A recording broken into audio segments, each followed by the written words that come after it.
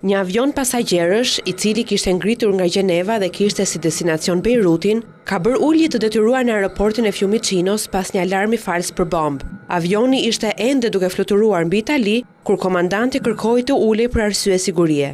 Gjatë uljes, avioni i pasagjerëve është shoqëruar dhe nga 2 avion luftarak, të cilët u ngritën menjëherë pas alarmit. Shkak i këtij alarmi është bërë një valixhe e cila ndodhej në avion, por bordi nuk kishte identifikuar pronarin e saj.